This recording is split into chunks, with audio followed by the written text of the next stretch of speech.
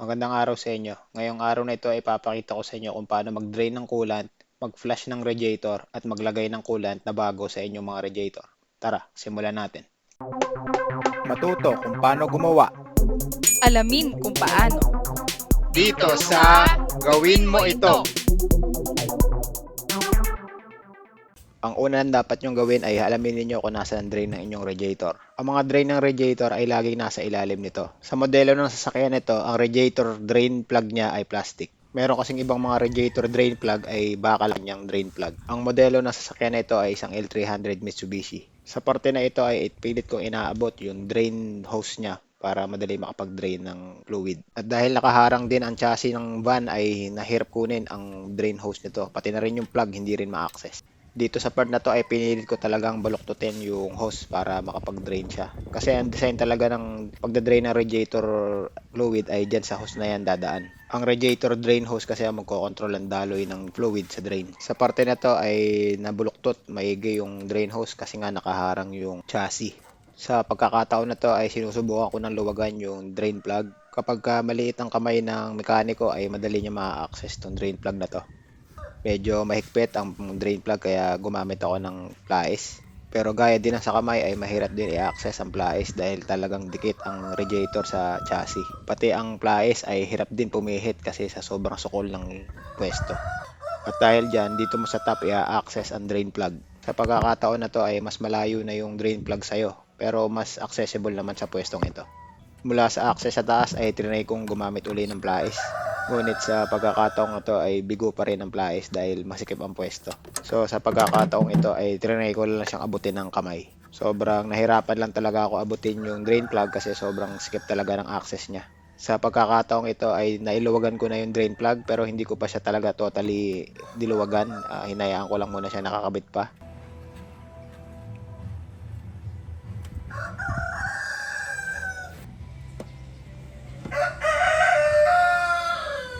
At bumalik uli ako sa ilalim at ilulusin ko pa dito yung drain plug para dumaloy dun sa hose, yung fluid. Sa pagkakataong ito ay hindi talaga lalabas yung fluid kasi natatamaan talaga ng chassis yung hose. Sa part na to ay finally unplug ko na talaga yung drain plug para lumabas yung fluid.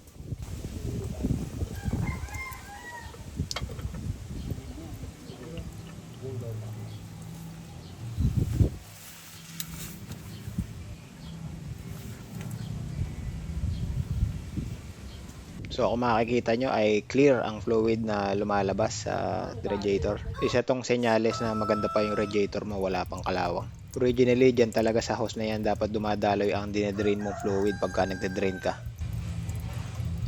At kung mapapansin nyo, ang radiator na to ay fully sealed pa. Ano ang ibig sabihin nun? Meron pa siyang sticker. Ibig sabihin hindi pa siya nagagalaw. Ngayon pa lang siya mabubuksan. Pagka binuksan mo tong takip ng radiator sa taas ay bibilis ang daloy ng pagdadrain mo sa baba.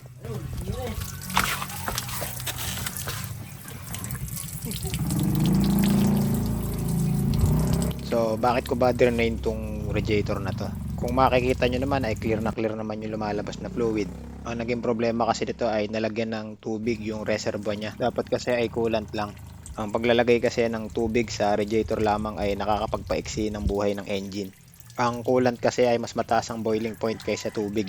Kaya mas napapalamig pa ng coolant ang engine kaya hindi ito mag-overheat. Ang sasakyan kasing ito ay ilang years na rin nilalagyan lamang ng tubig, hindi coolant. So sa mga years na yun ay medyo nabawasan ang buhay ng engine ng sasakyan na ito. Wala nang bakas ng coolant na lumabas dun sa drain, puro tubig na lang talaga. At isa pa, pag van ng sasakyan mo, hindi mo ramdam ang init ng engine sa puwitan mo. Sa part na to ay pa-flush ko yung radiator gamit ang hose para lang lumabas yung mga kaunting dumi.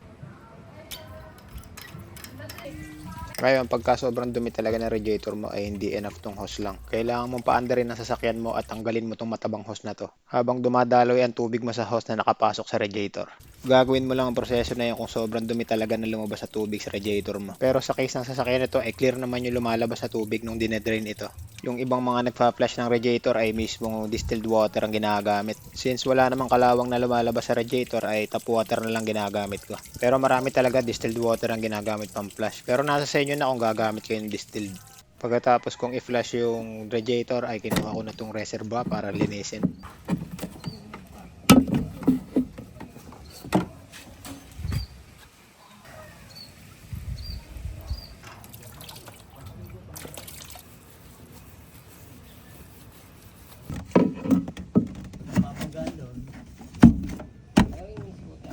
After 1 hour ay ibabalik ko na yung plug. This time ay mas mahirap na siya ibalik kasi basang-basa yung ilalim. Habang binabalik ang plug ay nagkaroon ng problema.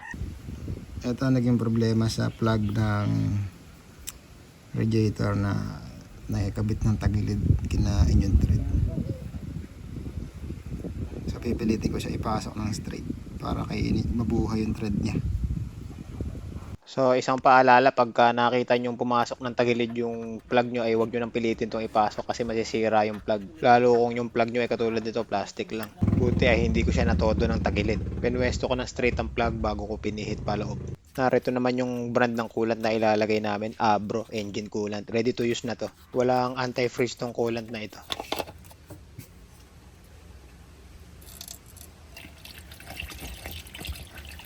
Take note, pag malapot yung nilalagay yung coolant, baka kailangan ng tubig yun. Basahin nyo muna yung manual. Okay lang yan kahit umabot sa labi ng radiator yung coolant kasi may anti-overflow naman yan.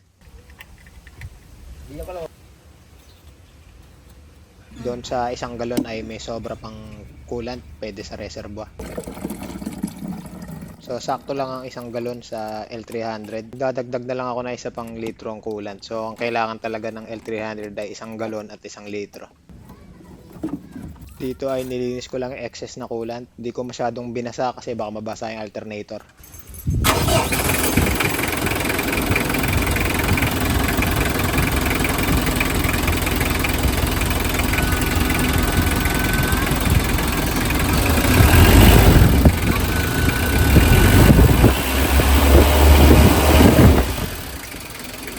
Tapos check kung merong taga sa ilalim. Kung makikita nyo po yung sa ano niya, yung sa temperature, nasa guhit lang po siya ng cold or wala siya sa gitna. Nung dati ay nasa gitna yan bago ko lagyan ng coolant kasi tubig nga lang yung nilalagay ko. So kanina pa ito tumatakbo, may 30 minutes na. So kung meron kayo natutunan ay subscribe sa aking channel at abangan pa yung mga susunod naming video. And God bless you all.